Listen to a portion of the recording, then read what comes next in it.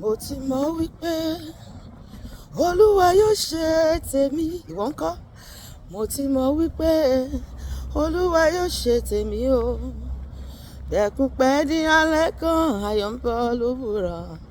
Mo ti mọ̀ wípé ayọ̀ mi ń bọ̀ láìpẹ́. Ó ní àwọn tó bá fomi jẹ́ fúnpè yóò fàyọ̀ ká. Ó ní bẹ́kún pẹ́ ní alẹ́ kan, ayọ̀ ń bọ̀ lówùrọ̀. Sọ pé Olúwa ṣe tèmi fún mi. Kójú kó má ṣe tì mí láyé.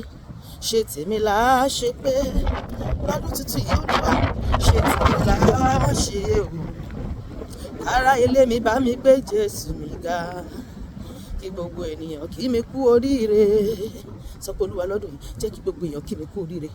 Ìṣẹ̀lẹ̀ ìyanu ayọ̀, ìṣẹ̀lẹ̀ ìyanu ayọ̀ o. Ìṣẹ̀lẹ̀ ìyanu ayọ̀ lèmi ń retí lọ́jọ́ gbogbo. Ìṣẹ̀lẹ̀ ìyanu ayọ̀ o, jẹ́ kó ṣẹlẹ̀ láyé mi o. Sọ pé Olúwa ní ọdún tuntun tí mo wà yìí, ìṣẹ̀lẹ̀ ìyanu ayọ̀ tí gbogbo èèyàn yóò fi kí mi kú oríire. Jẹ́ kó ṣẹlẹ̀ láyé mi. Jẹ́ kó ṣẹlẹ̀ nínú ilé mi.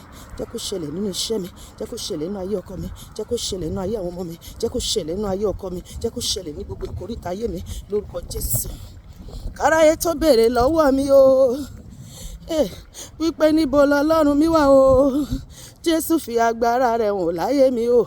Kó sì ṣe bí ọba o. Sọ pé Olúwa kí n tó wọ ìgboro ẹ̀sìn, gbọ̀nà ìyanu yọ sí mi. Nínú ọdún tuntun yìí, wá bò mí láṣìírí Ọlọ́run. Ọba tí ń boni láṣìírí ni ọ́. O ti láwọn tó bá gbẹ́kẹ̀lé ọ láyé. Ó ní ojú kò ní tì wọ́n. Má jẹ́ kójú tì mí. Má jẹ́ kójú tì mí o bàbá.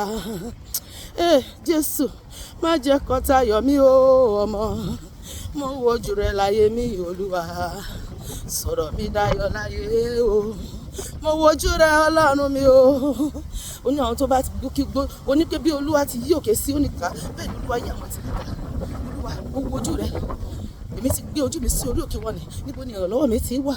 Ìrànlọ́wọ́ mi ti ọwọ́ Olúwa wá tí ó dá àwọn ayé. N kì yóò jẹ́ kí ẹsẹ̀ mi kí ó yẹ ẹni tó pa ẹ́sẹ̀ lọ́gbọ́n kí n tún gbẹ bẹ́ẹ̀ ni kí n sùn. Ó tún wá, ìwọ ni òjì mi ní ọwọ́ ọ̀tún mi. Má jẹ́ kóòrùn ó pa mí ní ìgbà sùn.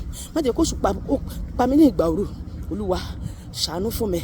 Gbogbo ìkóríta tó dàbí pé kò sí ọ̀nà àbáyọ lórí gbogbo ìṣòro mi, lànà àbáyọ fún mi. Ìwọ ló lànà lórí òkun pupa. Ìwọ ló wó di Jẹ́ríkò lulẹ̀. Ìwọ ló jí òkú ọjọ́ mẹ́rin dìde. Olúwa, gbogbo ọ̀nà tó ti dí lọ́dún tuntun, Olúwa jẹ́ kó máa là lọ́wọ́lọ́wọ́ báyìí bí mo ṣe gbàdúrà ní orúkọ Jésù. Ojú ò gbọdọ̀ tì mí o bàbá. Ọ̀tá ò gbọdọ̀ yọ mí o ọmọ. Rántí májẹ̀mú tó bá mi dá o. Ojú ò gbọdọ̀ tì mí bàbá.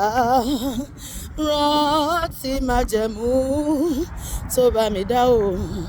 Ojú ò gbọdọ̀ tì mí bàbá. Sọ pé Olúwa má jẹ́ kójú tì mí lọ́dún tuntun yìí. Jẹ́ n rówó náà, jẹ́ n rówó lò. Olúwa, gbogbo ohun rere gbogbo tí mo fẹ́ fowó ṣe tí mi ò rówó fi ṣe, jẹ́ n rówó fi ṣe lọ́dún yìí. Rọ̀jò owó lé mi lórí. Mo fẹ́ rẹ ìlú òyìnbó, pèsè owó fún mi. Mo fẹ́ kọ́lé lọ́dún yìí, pèsè owó fún mi. Mi ò rówó sanwó skul ọmọ, pèsè owó fún mi. Mo fẹ́ sanwó ilé, pèsè owó fún mi. Olúwa, mo fẹ́ ra mọ́tò tuntun, pèsè owó fún mi. Mo fẹ́ tún mọ́tò mi ṣe, pèsè owó fún mi. Gbogbo ohun tí èèyàn ń fowó ṣe láyé, má jẹ́ fìràhùn ṣe Ọlọ́run. Má jẹ́ kọ́wọ́ mi ó kàn sàlẹ̀ àpò. Ibi tẹ́gbẹ́ mi ti ń náwó, má jẹ́ ná ìràhùn. Olúwa, yáwó lò mí. Ìwọ lórísun rere gbogbo. Olúwa, fún mi ní agbára láti ní ọrọ̀. Olúwa, lànà àbáyọ fún mi. Iṣẹ́ àṣẹ là gbé ọwọ́ mi lé lóṣù yìí àti lọ́dún tuntun yìí. Owó tí à ń ṣe tó fi ń là láyé, Ọlọ́run gbélé mi lọ́wọ́. Tì mí sínú ibú agbami ire rẹ, agbami ìbùkún rẹ, ìbùkún àgbámúyamúyamù lọ́dún yìí lórúkọ Jésù. Bá a ti wí yẹn, bẹ́ẹ̀ ló máa rí o. Kò dẹ̀ ní yí padà. Àmín.